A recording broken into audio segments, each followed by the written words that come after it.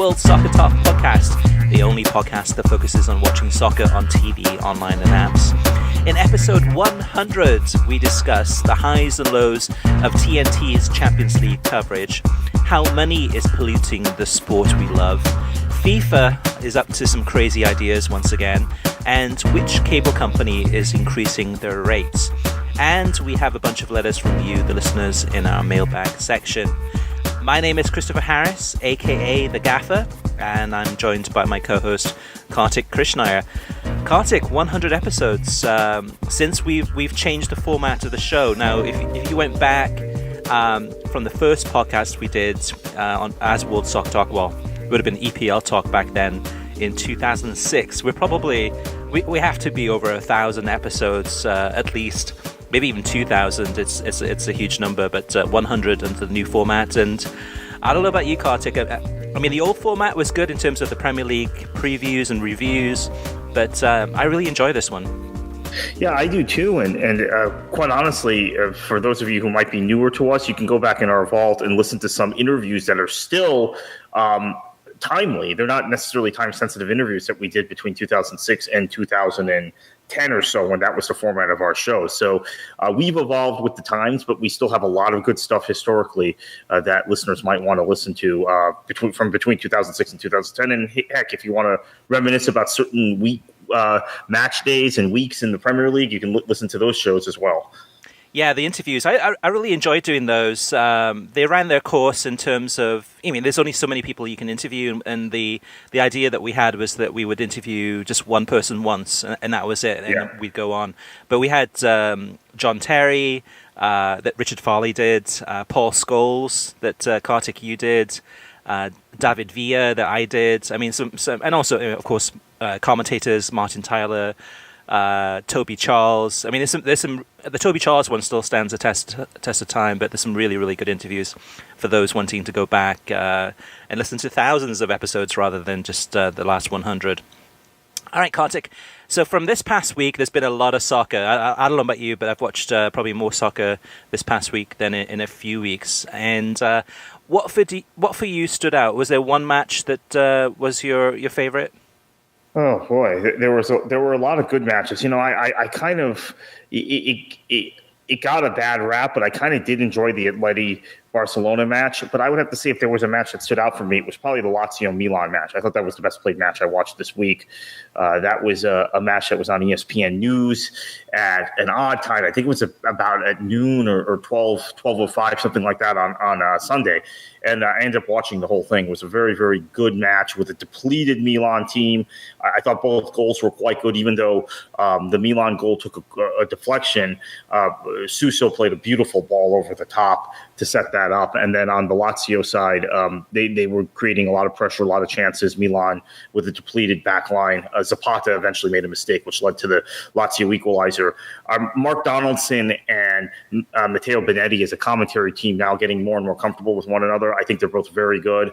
Been a big fan of Benetti's work when he was at BN, but he didn't necessarily have the chemistry and cadence down with Donaldson the first few weeks of the Serie A season. We're now 3 plus months into the start of the season, and they certainly have it down. And I thought this was just a good match to watch and a good match to listen to the commentators in. Yeah, for me, it had to be the PSG Liverpool match. Really, just a emotional game. Just kind of both teams going at it. It was just a really entertaining match to watch.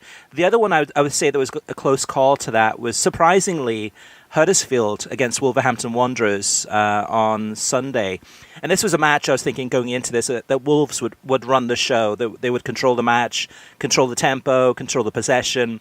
And it was the opposite. And for those listeners, myself included, they've pretty much written Huddersfield off. They played amazingly, Kartik. They, just in terms of their possession, the playing, the 1-2s. I mean, throughout the entire game, thoroughly deserved the 2-0 victory in this match and looked really, really good. Looked like they were a mid-table side. Yeah, I have to say there's been a lot of lazy punditry about Huddersfield and understanding how David Wagner wants his team to play and how they've played at times in the championship. Now, he's very pragmatic, and to get out of that division at the end, particularly in the playoffs that year, they kind of retreated and tried to play quite defensively. However, Wagner is a believer, and he's a Jurgen Klopp disciple, keep in mind, former U.S. international as well, I should point out. He is a believer that in order to defend, sometimes you have to press high and maintain possession in the other side's half, whether you're attacking or not. So that is his core management fundamental principle that I think has been forgotten, as we've seen just Huddersfield, because of their lack of quality, get shelled at times. But if they're on the front foot, if they get an early goal like they got from Moy in this match, they can dictate tempo and dictate midfield play against teams that are not quite at the level of a Manchester City or a Spurs, right? So I'm a little bit surprised, but I'm not shocked by that result and what you're saying about how Huddersfield performed.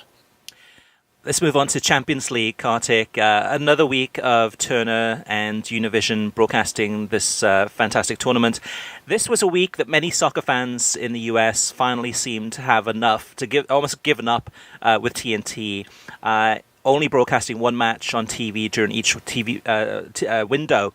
I mean, they've done this all season long, so there's no surprises. But this one was particularly aggravating for a lot of soccer fans out there. On Wednesday, especially when you had PSG against Liverpool, PSV against Barcelona, Spurs against Inter, and many, many other matches all at the same time. So it gave TNT and Turner a difficult challenge to figure out which game to put on. They put on Spurs against Inter, partly probably because this has probably had the most riding on this game. Yes, PSG against Liverpool was I mean, the first leg was a very entertaining game, but Liverpool, even if they lost this game, which they did, could still go through. While the Spurs-Inter game, Spurs really had to win this match to have any chance of going through. I mean, they've still got a ways to go. But overall, I can see why Turner did make this decision.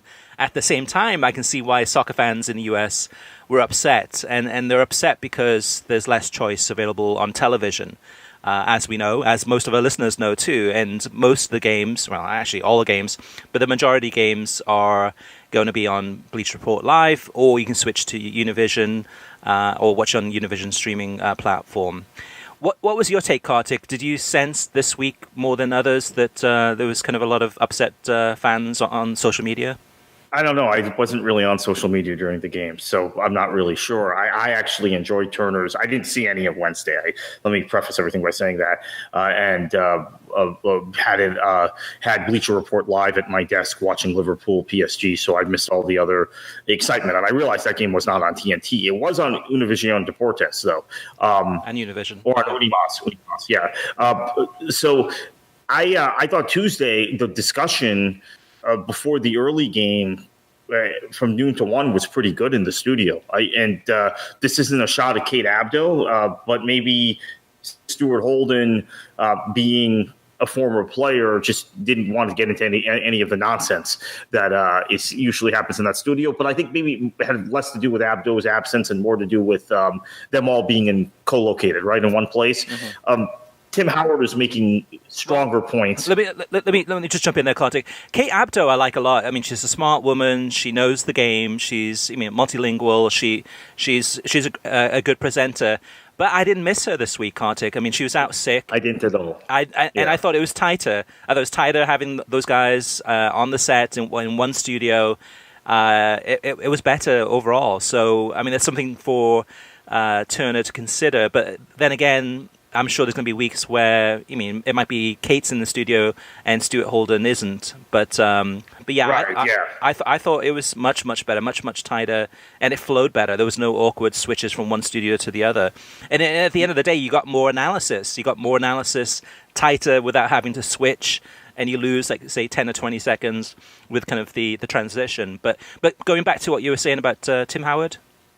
Yeah, I thought Tim Howard was making better and tighter points about the actual action on the pitch in the Tuesday pregame, Tuesday halftime of the first match, the Ajax match, and then onward to the postgame on Tuesday evening. I thought he had a really good really good Tuesday. Moadu is he doesn't make as many strong points, but it seems like with three other guys in the studio with him, he's getting better. He's gotten better. And I thought Holden was fine as a presenter, and Nash made some pretty good points. So I thought it was tighter. I do think, though, this issue of what game they show, what match they show is a big one, because I think from the second they announced Inter versus Spurs Inter match, instead of PSG Liverpool, there were questions asked. Was that a decision to try and push people towards streaming, towards buying the Game Pass, which would be $2.99 a game? Mm-hmm. If you're not a Bleacher BR Live subscriber, there were a lot of concerns about BR Live after last weekend's. I know you don't follow golf, but the debacle for the coverage of the match, where they've had to refund a bunch of money to people. So there's been a lot of concern about that and them not showing these matches. And it seems like because they have put themselves in this box, Chris, where they are only showing one match because let's face it, the early matches generally don't have your high profile games. Studs. So right. Yeah. So they're showing one match per window per day. So two matches in the prime windows on a given match day, there is going to be this problem. And unless they change that, it doesn't matter how good their ancillary coverage is. It doesn't matter how good their studio shows are. Mm-hmm. It doesn't matter how good the other things they do around their coverage are. They are going to get complaints because there is a certain expectation after the number of matches Fox provided over the air, even if their coverage wasn't very good. And I think TNT's coverage is better. At this point, after this week, I'm going to say they're much better. Miles better. I know Miles better. Yeah. So, but the concern is about the number of games they're showing. So this is something that Turner has to address. Yeah, it's an interesting business model, and it's still early days, and I'm sure Turner's still looking at the numbers, going, okay, is this working? And right now they're the only ones that know if it's working or not in terms of Bleacher Report Live. They're not sharing the number of subscribers. They're not sharing the number any metrics coming out of there. So maybe the strategy is working. Maybe it's forcing people that want to watch Liverpool against PSG to switch to BR Live and watch it through there, or maybe it's Univision that's actually benefiting from this, and Univision to put its network is getting a lot more views. Or Fubo and Sling. Fubo potentially. And Sling, right, exactly. Benefiting. So it's so the strategy, we'll have to wait and see what happens there. I mean, in the interview we did with Travis Remke a couple of weeks ago, he did say that there could be a possibility that there will be more games on television. So that was kind of a possibility. He didn't rule it out. He didn't say, okay, it's TNT all season long, no matter what. We're sticking to that. So that's maybe some wiggle room there. But at the end of the day, it's essentially the television product on TNT is kind of a sweetener, an appetizer, kind of a gateway drug to try to encourage people to go ahead and sign up for BR Live to get the full experience. And whether or not that works, again, we'll have to wait and see. Maybe Turner changes their mind next season. But at this point in time, that's the strategy that they've gone with. And even with the Europa League, every single game except for the final on BR Live. So that's the way to go. Now, is that strategy ahead of its time? I mean, we've talked about BR Live having issues going back to the match. But even Tuesday's broadcast, too, the first 5 minutes of all the games in the Champions League, there was a message that popped up that said they were having technical difficulties. And after minute 5, it was fine, and it was all good. Wednesday seemed to be fine, too. So we'll have to wait and see. But the coverage, Kartik, is much, much better. I mean, you can tell that Turner's putting a lot of time and preparation into this. Even Tuesday, just as one example, on Tuesday pre-match, we had a really good segment about on the pre-match analysis about Bonucci's passing ability, and they focused in on that. They showed some clips, and they just talked about that, and that was really kind of talking about a player that perhaps you don't hear as much about, because you're always hearing about whether it's Ronaldo or Dybala or whoever it is. But Bonucci was a good segment. They also had a segment where they had Stu Holden and Steve Nash trying to imitate Cristiano Ronaldo's goal against Man United. Which I enjoyed. To me, it shows how difficult the pass is and the strike. And that was something, whether it's for new fans or old fans, something we can take away from that and go, okay, that's actually good to actually show that, just to show how challenging that is. This will show the kind of open minds that you and I have, because they teased that segment, and I thought, oh gosh, this is going to be another stupid thing. Right. And this was on the 12 o'clock Eastern time pregame. It was the first show of the week on Turner. They come back after the commercial on TNT. They come back after the commercial, and I was actually captivated. I took the same reaction as you, Chris. My gosh, this shows the level of difficulty and skill Ronaldo has, and this is the most demonstrative way you can do it. But this is the difference between them and Fox. So Fox, I think, would just kind of throw together their production at the last minute for the Champions League. Now, granted, they have other things in this sport they're covering in the interim. And in the case of TNT, this is the only soccer they cover. So they had 3 weeks from the last match day to essentially put together a segment like that, throw Nash and Holden out on a pitch and tape that. So it also helps, and this is something we say about NBC a lot. It also helps when you have one soccer property you're focusing on, and I think that segment demonstrated that to us because we could say, oh, well, we never got something that insightful from Fox, which is true, but part of it is Fox would have had the Bundesliga 2 days earlier to cover. They would have had MLS 2 days earlier. They would have had internationals the previous week to cover. So it kind of helps when you have a network that doesn't have that level of commitment to other soccer properties. Yeah, and one more thing about Tuesday pre-match was that they had the one-on-one interview with Lukaku, which I thought was really good too, because it was more of a not about the football so much, but more about the individual, and kind of opened Lukaku up. And then right after that interview, the panel had a discussion about what Lukaku was really meaning when he was saying certain things, like reading between the lines about whether or not he's a fan of Mourinho's style, and that was enlightening too. So to me, the actual coverage, the pre-match, halftime, post-match, it's on song. It's not at an NBC level, but it's actually in some ways it's probably better than NBC. But they've got more liberty to have more time to have more different discussions. It's up there. I really enjoy the coverage, and that's why I led off in the beginning too. I think the biggest complaint that people are having about Turner Sports is not about the coverage, but it's about the accessibility to the games. And the accessibility to the games, if you're willing to do streaming, you've got everything, and it's $10 a month. I mean, it's kind of a no-brainer. But for those people who want to watch the games on television, or who don't have good Wi-Fi, or just want to stick to watching it on television, that's where the issue is, and that's a big issue, and it's something that I think as times are changing, as people are moving more and more to streaming, those complaints may become less and less as time goes on, but that could be, at the end of this rights cycle, 2.5 years from now. Yeah, certainly. So the other thing, Kartik, from this past week, I saw a lot of games, Liga MX games, Championship games, more Premier League matches, more Champions League matches, etc. The one thing that was it was incredible to watch, sad to see, but was River Boca. And this was the game that was on Saturday.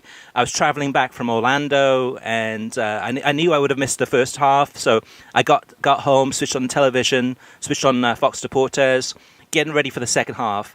And then all of a sudden, I'm looking on the screen, and I'm like, wait a second, the game's not being played. There's got to be something that happened. And I could not stop watching this broadcast. It was like a Spanish telenovela. It was, in terms of the drama, everything that was happening, showing kind of the clips of the bus being smashed up, which was horrible.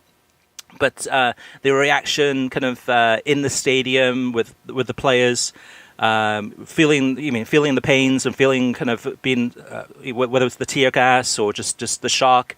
It was like watching a movie. In terms of the way that it developed, and whether the game was going to be on, whether the game was going to be off, and just the discussion. And even though, again, I don't speak Spanish, I don't understand Spanish, I must have had this on for about probably 2 to 3 hours, just watching, seeing the developments of what happened, just riveted to this entire broadcast, and upset that the game was going to be postponed, especially making the fans wait more than 3 hours in the stadium for the decision to be made. But just really kind of watching this, and then same thing again on Sunday, tuning in, thinking, okay, the game's going to be played, and again the game was not played, and just an amazing, weird, strange weekend. Sad to see, but television-wise, it was must-see television. Now, Kartik, did you watch this one? I tuned them both out when I knew that the matches were postponed. So, postponed on Saturday, on Sunday, essentially shelved for 2 weekends while we figure out what's going to happen, whether it's played in Paraguay or Doha or wherever, or whether Boca plays at all. Right, that's right. Still up in the air. Yeah, but no, I tuned into a lot of the coverage in the written press, but I did not. Once I knew the match wasn't taking place, I shut it off on Saturday and Sunday. I never turned it on once I realized that the match wasn't taking place. Yeah, and we'll get more into the news segment about what happens next with this game. But it was even though the game was not played, it was just it was fascinating television just watching this unfold. It just really was. Kartik, what about you? Any other matches that stood out for you this past week? Matches, no. But what did stand out for me is an amount of advertising I saw for other soccer and for DAZN over the weekend. So starting on Friday with the Leverkusen-Stuttgart game on FS1 or on FS2, I saw a lot of ads for Major League Soccer for the Sporting Kansas City Portland Timbers match on Sunday night.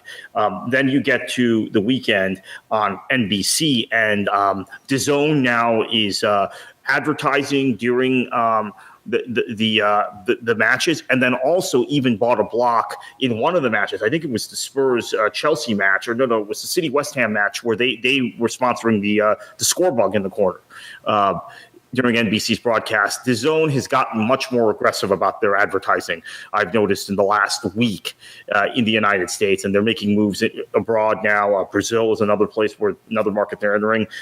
So that was really interesting. I did not see a single DAZN ad watching college football or college basketball on ESPN all weekend, but I saw them constantly on NBC, and I saw a few on TNT on Tuesday, I want to say, whether those were placed by cable companies or those were direct ads with TNT. That's the thing, though, too, Kartik. So, I mean, listeners can definitely let us know, but part of me thinks that it might be Fubo. So Fubo has a dynamic ad engine. So as we're watching commercials, it may not be the same commercials that are on linear television. Sometimes Fubo will have inserting their own commercials in there, or they will be selling their own commercial spots. So the DAZN ones, same as you, Kartik, whether it's NBC or whether it's TNT, all weekend long. I watched over the air, though. Oh, okay. So they were on television on TNT, and as I said, they sponsored the score bug on NBC for. They did. That's true. One of the That's matches. True. Yeah. So they're aggressively advertising. They're not placing ads on ESPN, which we don't need to get into it, but that makes sense. Right. Why that wouldn't be happening. Speaking of ESPN, I wanted to mention there was an incredible amount of advertising for their MLS Cup playoff match between Atlanta and New York. I know MLS fans like to complain that the league doesn't get promoted. ESPN ran ads beginning during the Mississippi State Ole Miss Egg Bowl match on Thursday night throughout the weekend on college football. And I watched some college basketball games on ESPN as well.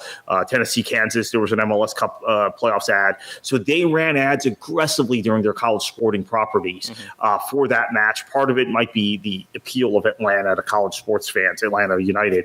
But when we get into the television ratings segment, we'll talk about whether that worked or not. But there was an incredible, I've never seen so many ads for MLS, honestly, as I did this weekend on ESPN. That's good news. Good news. And also, I even saw a Champions League ad on TBS during, I think, on Thanksgiving or around about then. During a movie? I think it was just during a regular broadcast, so it might have been probably a TV series or something like that, but either a movie or TV series for BR Live and TNT's broadcast of the Champions League. So it's good. It's good to see that, Kartik, that these broadcasters are promoting their soccer properties. Hopefully we'll get more and more viewers. And like Kartik said, we'll get to that in a little bit in the TV ratings segment. All right, Kartik, let's move on to TV streaming news. Yeah, so I think everybody saw this over the weekend that FIFA is considering a proposal to stage the World Cup every 2 years. CONMEBOL has proposed this. FIFA is exploring the possibility of staging the World Cup every 2 years rather than every 4. Alejandro Dominguez, the president of CONMEBOL, confirmed.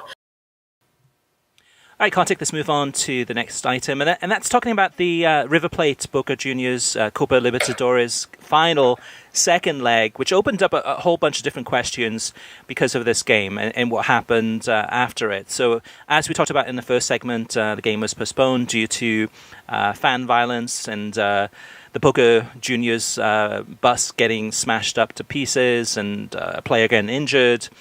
Tear gas, the effects of tear gas on the players. So Boca Juniors and River Plate decided to go ahead and cancel the game, play it on Sunday. And then Sunday, Boca Juniors said that they still weren't ready to play. They were still feeling the after effects of the tear gas, etc. So then the question became, okay, so where do we go next? Do we play the game in Argentina or do we play the game overseas? There was discussion about Miami as a possible destination, and also I think Paraguay, and the latest is Doha. It looks like Doha is going to be the destination for this second leg of the game. Doha allegedly offering millions and millions of dollars to River Plate and Boca Juniors to go ahead and have this game played in Doha. And at the end of the day, Kartik, I mean, for me personally, I don't feel good about this because what happened was really something that was just unfortunate in terms of the violence that happened. But to me, like, why can't this game be played at the Estadio Monumental with increased security? Only the home fans are allowed in the stadium, but find a way to get the players into the stadium safely and play the game. But what it seems to be, Kartik, to me at least, is that this has turned into a cash cow. I think both River and Boca looking at this going in terms of the kind of the expectations and kind of how big this game is, that now all of a sudden you've got whether it's Miami or whether it's Doha or whether it's Paraguay.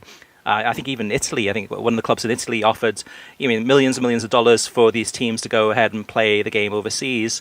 And to me, it leaves a sour taste in my mouth because now it's turned into basically a money grabbing exercise, or so it seems.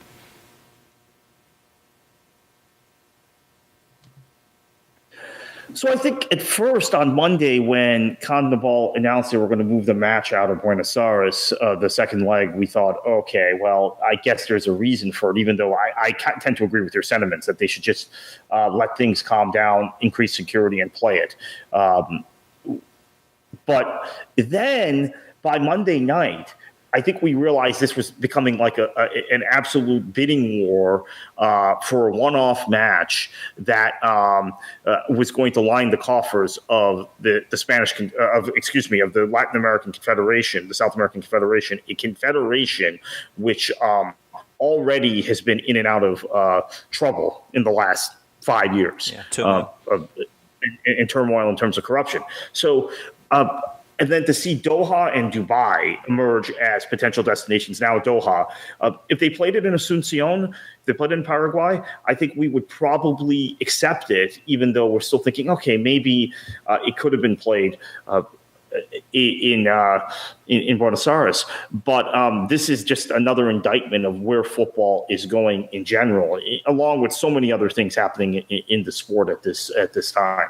Yeah, the shame of this, Kartik, is that this was the most highly anticipated Copa Libertadores game, probably final ever. I mean, you had River Boca, a really great, entertaining first leg, 2-2, and everything going into the second leg. So it's putting the Copa Libertadores in a good light, CONMEBOL in a good light, River Boca in a good light globally. I mean, a lot of people were tuning in to watch this game, and then this happened, which has the opposite effect, which then makes CONMEBOL and the Copa Libertadores look like a second-rate organization. A lot of questions about River and Boca. And to me, this is a huge opportunity for those two teams and the Copa Libertadores to really gain a new audience. And it could have been a lot of English language viewers too, tuning in to see what this whole thing was about. And as basically on those lines, you had Fox Deportes, who has the Spanish language rights in the United States. The question came up on social media, okay, well, who has the English language rights to this? And why wasn't this game shown in English language? Well, Fox Sports has the rights in both English and Spanish. They haven't televised any of the tournaments in English. It's all been in Spanish. This second leg would be a great opportunity for Fox Sports to maybe put the game on FS1 or FS2 or one of the English channels so that we can actually get to see this.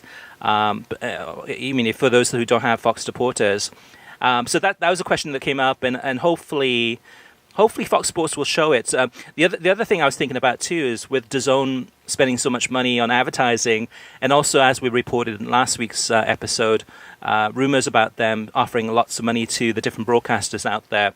Whether or not Fox Sports would want to sublicense this game in English to someone like DAZN so they could actually stream this one-time event, that could be a possibility too. Yeah, it'd be a great entry for DAZN into the soccer market. They're trying, but this would be a great one-off, with less risk than taking on a sub-license of a league in Europe, for example. But that's the other thing, though, Kartik, about the future then of the TV rights, because the TV rights for Copa Libertadores are up at the end of this month, in December 2018, and they're up for bidding. But if I'm a broadcaster and I'm thinking, okay, well, should I go ahead and bid on Copa Libertadores? But then having seen this disaster, and having seen what a mess this is, 2 games cancelled, the third game has to be played in the next week or so. Somewhere, we don't know where it's going to be yet. It seems to be very disorganized. Even the game itself, the game on the Saturday, they said, okay, right, the game was going to be off, then it was on, then it was off. Just in the space of basically a couple of hours, there was, nobody knew if the game was going to be played or not. Even Sunday, all the fans, 70,000 fans show up at the stadium. They're all in the stadium waiting. They hear that the game is going to be on. Then a little bit later, they hear, and they actually have the trainer on the pitch, putting the cones down, getting ready for warm-ups. The fans started singing and chanting, and then all of a sudden they're told that, okay, no, the game is going to be postponed. Just a not a good look for CONMEBOL, and not a good look for Copa Libertadores. And if I'm a broadcaster, I'm going to be thinking about that. Okay, and does that devalue the actual price of these rights? Because you can't guarantee that this whole thing is going to be organized in a way where the game's going to be shown. That's the thing about the Champions League or the Premier League, is that you can set your watch to it. You know exactly what time the game's going to be played. Yeah, and kick off at that precise moment. You don't get this kind of drama, this telenovela, which is interesting to watch, but as a neutral. But if I'm a broadcaster, I'm upset because I've put a lot of resources into broadcasting this match, only for it not to have played. Those of us who watch a lot of Major League Soccer are used to, and U.S. men's national team are used to matches not kicking off when they're scheduled to. So it's like it's a European league thing where if the kickoff time is advertised as 3:30 local time, like it is in the Bundesliga, the matches kick off at 3:30. Right. Again, there was a lot of confusion when the Atlanta-New York game was going to kick off on ESPN on Sunday. It ended up kicking off around 5:22 Eastern time when it was advertised at 5 o'clock. So I'm used to those frustrations, unfortunately. I don't like that. To me, it's I don't either. It's a little bit trickery. It's kind of just trying to get you to tune in to the pre-match. And it's I don't like it at all. To me, it always rubs me the wrong way. I'm like, okay, if you say the match is kicking off at 5, kick off at 5. And sometimes there could be things happening as far as maybe a broadcast running late. I understand, but all right, Kartik, let's move on to the next news item. Yeah, Stu Holden and Steve Nash heading to Spain next match day to call the Barcelona-Spurs match from the Camp Nou. Holden and Nash will be doing the pre-match, halftime, and post-match from the stadium, as well as live commentary of the game. So it'll be their first experience doing this. And Holden, as the lead commentator, been the co-commentator even for a World Cup final. He's never, to my knowledge, been the lead commentator, but he auditioned pretty well in the studio for my liking on Tuesday and Wednesday this week with Turner. This is going to be interesting. This is the first time they've done this, and this shows a commitment level that, quite honestly, Fox did not have at the very end with the Champions League. Wow, or even the beginning. It got worse at the end, but even right. But this one will be interesting too, because it probably means that the Spurs-Barcelona game will be the one that's on television. Although it hasn't been confirmed yet, but it's probably very likely that match will be the TV broadcast on TNT. But it'll be interesting, that's for sure. On to other news. IMG has agreed a new 3-year deal with the Premier League for global in-flight and cruise ship media rights, which will once again include live coverage on both Sport 24 and Sport 24 Extra, the company's 24/7 sports channel. The new agreement, which covers the 2019 to 2020 season, plus all the way through to the 2021-22 season, takes the relationship with the Premier League for in-flight and cruise ship rights for 20 years, while also reaching the decade mark for Sport 24, which launched in 2012. From personal experience, Kartik, when I've gone on a cruise ship, in the Caribbean, Sport 24, I'm like, even though I'm on vacation, I'm like hooked on it. It's a great channel, shows a lot of the Premier League coverage, Premier League television coverage, shows the matches, and for those who do go on a cruise or go on a kind of a long flight, if you see that you have Sport 24, tune in because you'll be able to watch a ton of soccer. And now with the Premier League all the way through to 2022, that's good news. And then, Kartik, one more news item before we move on. Yeah, so Comcast is raising its bills again. Even if you're under contract, even if you're an existing Comcast subscriber, you're going to pay $2 more for your broadcast package. You're going to pay $1.50 more for your additional sports pack per month. This is due in large part, Comcast claims to increase less subscribers, but what it probably does, Chris, let's be honest about it, is creates an even greater problem where they're going to need to raise rates again if that's their rationale, because more people will cut the cord. All right, let's move on to TV ratings. So Kartik, in that first segment, you asked a question and said, with all the advertising on television that MLS has been doing on ESPN, well, ESPN advertising the MLS game between Atlanta and New York Red Bulls on Sunday, hoping that people would tune in. What's your reaction on the number, and did that strategy work? 334,000, I think, is decent given what we've seen for MLS playoff matches. But I don't know that the strategy worked, because I would have preferred to have seen something in the 400s or 500s, given it was a Sunday at 5:00. But I don't think it backfired. I don't think the number is by any means embarrassing. But there were just four numbers all around for soccer this weekend. I mean, one thing that stood out for me, Chris, and maybe this is because we're in South Florida and we see the amount of advertising BN is doing, particularly while they're under the gun with these with being dropped by cable providers and satellite providers, is only 100,000 for Atleti Barca on the English channel of BN. That is much lower than it would have been a year ago, and I think it's less than half of what it would have been a year ago. So in addition to the fact that they've lost about half their television subscribers, I think they're just losing in general awareness and recognition. With that number really frightens me, that 100,000. Yeah, for me, I have a different take on that, and that is that usually the numbers on the English language side versus the Spanish language side on beIN Sports, the Spanish language side is usually 2 to 3 times greater. So even though we don't have the number of the beIN Sports en Español number for the Atleti Barcelona game, I would guesstimate it would be probably between 2 to 300,000 people watching that on that channel. So combined with English, you've got an audience of approximately 400,000 people tuning into Atleti against Barcelona, which is greater than most of the Premier League matches, greater than the MLS match that's on ESPN. So to me, that could be a positive. But again, we don't know what that number is, so it's hard to say. But based on, from the last several years, what we've seen with those games is that the Spanish language is 2 to 3 times greater. So overall, I think it's pretty good.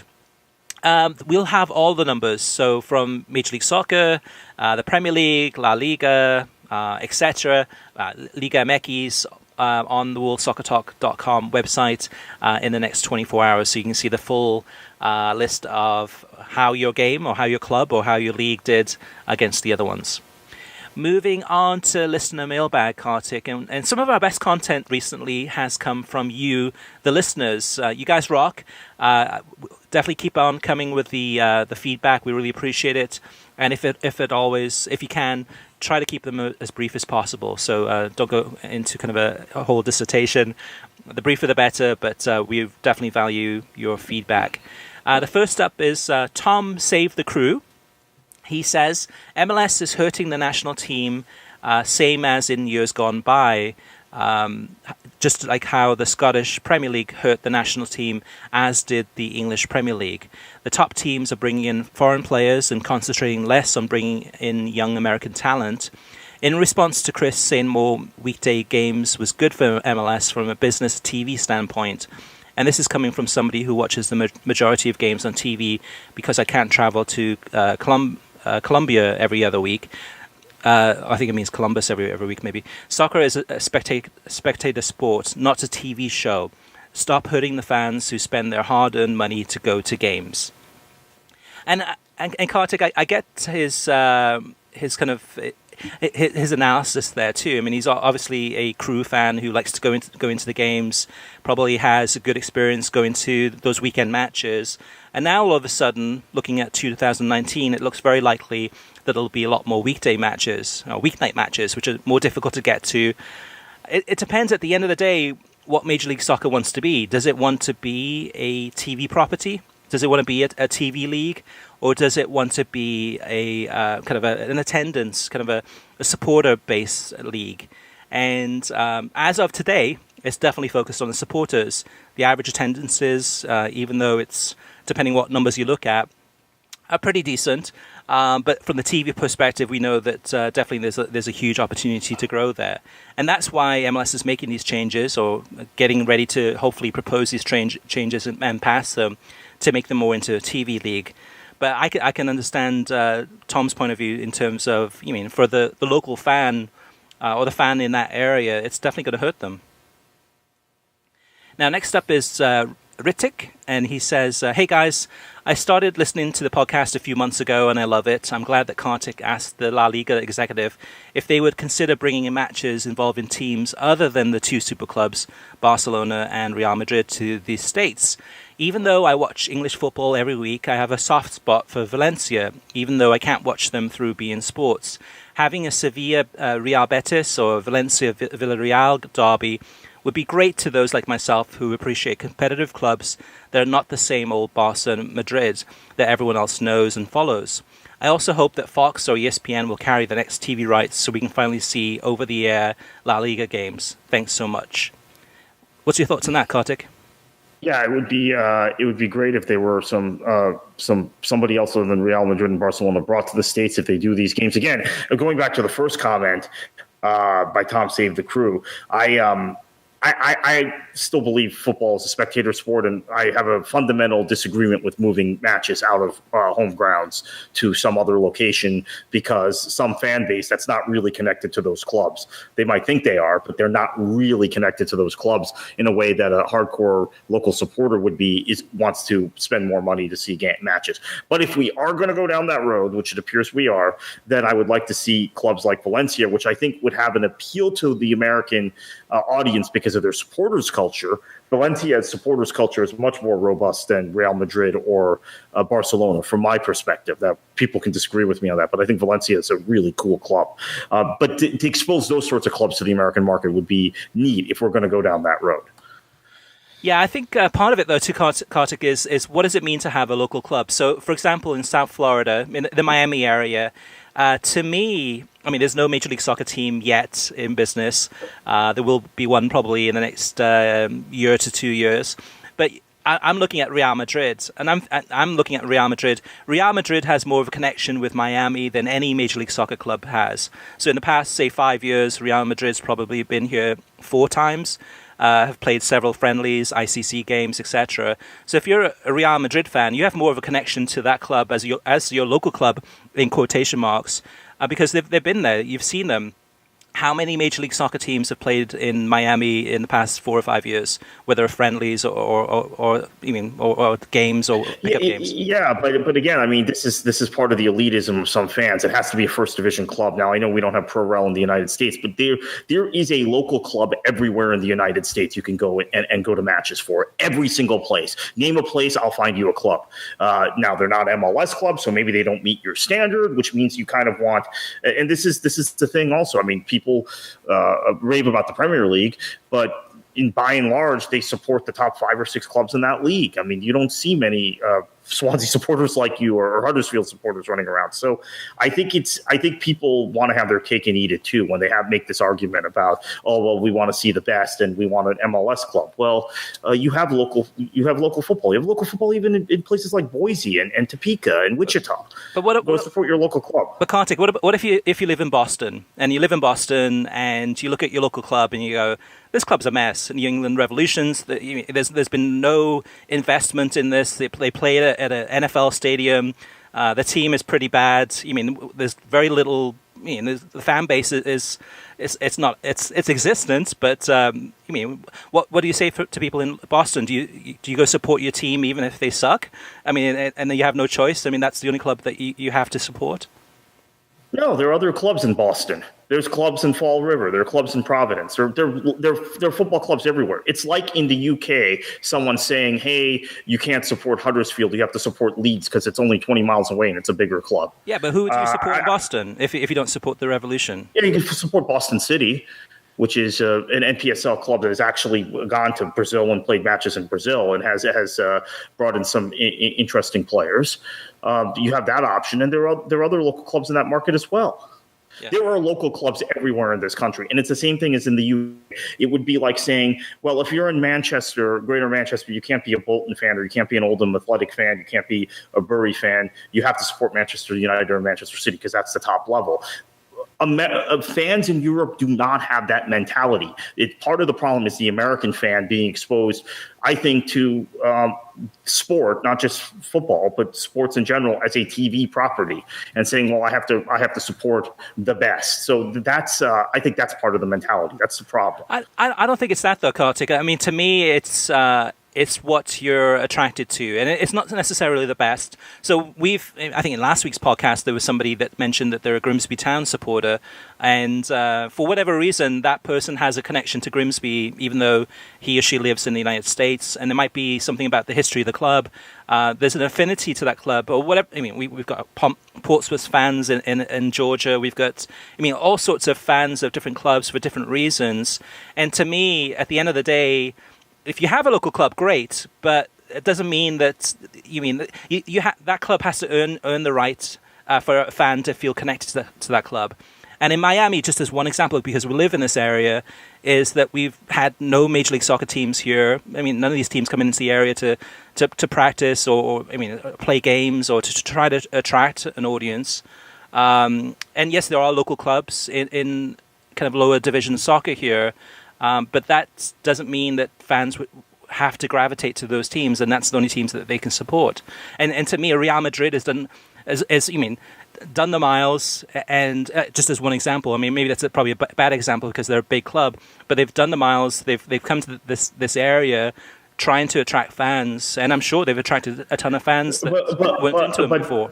My actual point is, how fair is it if you're a Girona fan in Girona, a club that was in the lower divisions for years, okay? And it's a Catalan club, and they have a smallish supporter space. But how fair is it to then say, well, we're going to take your match? So imagine it's your Major League Soccer club in Miami, and suddenly a home match is moved to Tokyo.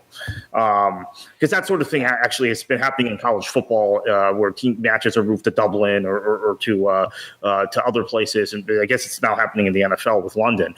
How do you feel about that? If one of your matches, and it's not your match against New England, it's your match against Atlanta or Seattle, the one time you get to see Seattle a year, is moved to Tokyo.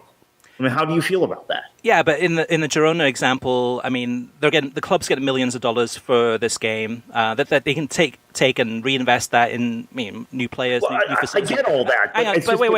But the fans themselves, so that 1,500 fans are going to be getting free transportation, free flights from Girona to Miami to watch the game for free. So to me, as a club, if a club says, okay, we're going to do it, and the supporters say, okay, free flight to Miami in January when it's freezing in Spain, we'll go, we'll check it out. There might be some, but I think they would still, you're taking the fundamental experience of a home match against the biggest club in their region, and really the club that exemplifies Catalonia, and you're moving it to a foreign country. That's the issue. We're talking about supporters versus television, supporters versus money. and money and television are winning out. I'm not naive to this.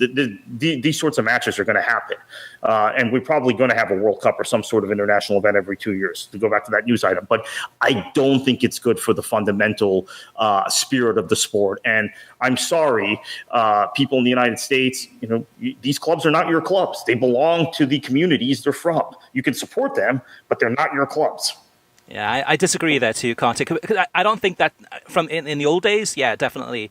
But clubs, Manchester City is a global club.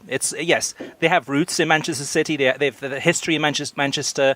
But to me, that's such a global club that, players from around the world, fans from around the world, millions of fans. There's more Manchester City fans outside of England than there are in England.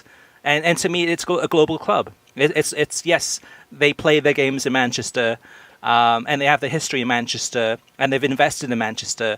But that's their only connection to Manchester. The rest of the world are, attracted to that club for many different reasons. Correct, but PSG and Manchester City have been bought by essentially nation states as propaganda arms for those countries. That's where we've gone. And again, I'm not saying that it's gonna end and we need to put a stop to it. Well, we should have put a stop to it, but we didn't. So it is what it is. But those clubs are still, their supporters, the people who spend the most money on them, the people who go to the matches are still locally based supporters. And I think there's a tendency in the United States to forget that.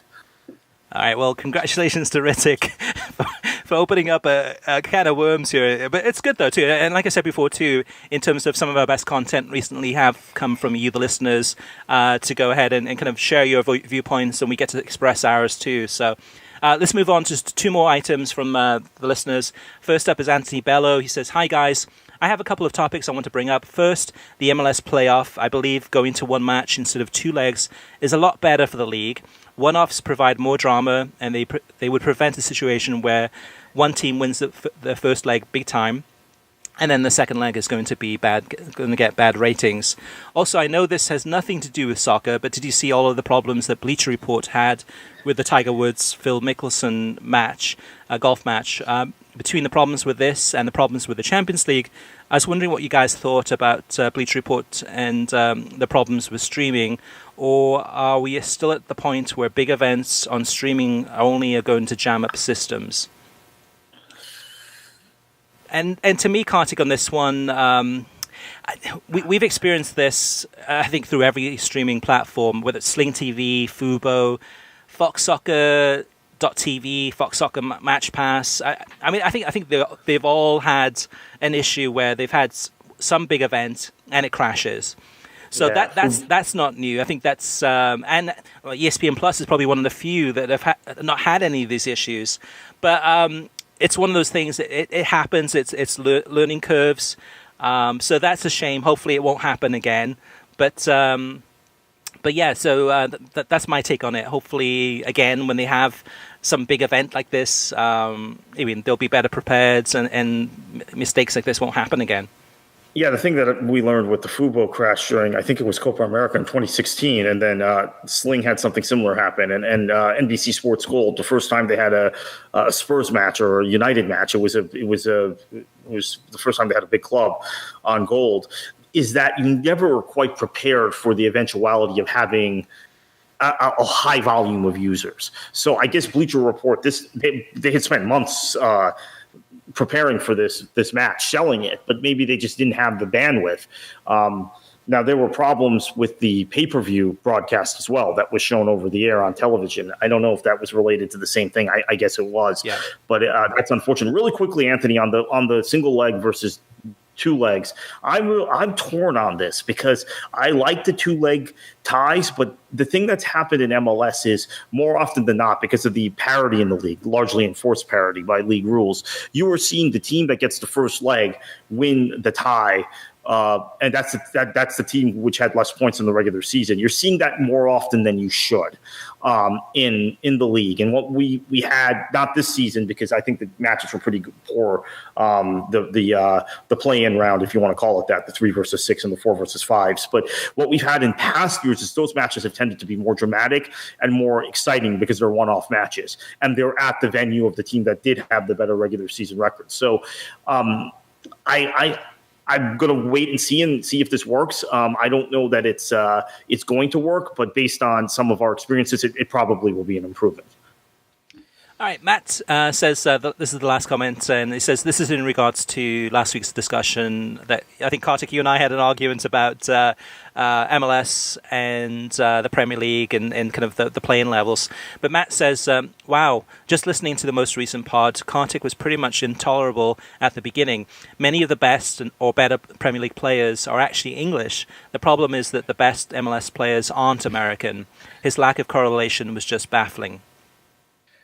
Yeah, now they are English, but there was an era in the mid-2000s when the league was at its highest point, at its apex, where outside of Gerrard and Lampard, and I think Paul Scholes was, to me, maybe the best player in the league, him and Ryan Giggs. But Scholes, for whatever reason, had retired from the England squad in 2004, 2005, after the Euro 2004. There wasn't the guys who were making the biggest impact in the Premier League, in the era where the Premier League was far and away the best league in the world, which I don't believe it is now, were largely your foreign players who were playing at your top four clubs. And even when you look at some of the traditional English clubs like the Evertons and the West Hams and Spurs at the time, Spurs weren't a contender for Champions League at the time. They were bringing in a lot of good foreign players. Their better players tended to be foreign players. Now, if we're talking about the direct correlation now in 2018, it's 2018. Some of the best players in the Premier League are English. I mean, I would argue Harry Kane and Raheem Sterling are maybe the two best attacking players in the league right now, or two of the top 3 or 4 attacking players. Eden Hazard is obviously on that list, but I'm talking about the era between 2005 and 2010, which was really the era of Premier League supremacy internationally. If you look back at that era, of the top 20 or 25 players in the league, maybe 3 or 4 of them were English. And that's the situation we have in Major League Soccer. Of the top 25 players in Major League Soccer, right now, I'd say one of them is American, and that player is probably moving to Leipzig in January. So that's what I was trying to argue. I'm not trying to argue the Premier League now versus MLS now. Premier League has done a great job. The eight out of the rule where you have to have 8 homegrown players has worked. And if they bump it up to 12 or 13, which the FA might force on the Premier League, it's going to work even better. It might hurt the overall competitiveness of the league in Europe. Maybe it won't. Maybe it will. But I think it'll help the English national team, and by extension, the Welsh national team also, because they're part of that homegrown requirement. All right, listeners, if you have any questions for us, any feedback, any rants or raves, if you agree with us, disagree with us, or need some advice on streaming or watching television, etc., let us know. You can always reach us through email at web@worldsoccertalk.com, as well as facebook.com/worldsoccertalk, and on Twitter @worldsoccertalk. Plus, of course, you can always post your comments on worldsoccertalk.com. So, guys, thank you for listening. You can get a new episode of the World Soccer Talk podcast every Thursday. Every episode is released on SoundCloud, YouTube, Stitcher, iTunes, TuneIn, Audioboom, and worldsoccertalk.com. If you like the show, share it with your friends on social media and give us a review on iTunes. We would greatly appreciate it. And Kartik, heading into another big club soccer weekend with MLS playoffs, Premier League matches. You got the derbies on Sunday. You got 3 derbies back to back to back, plus much more. What should they do? Enjoy your football.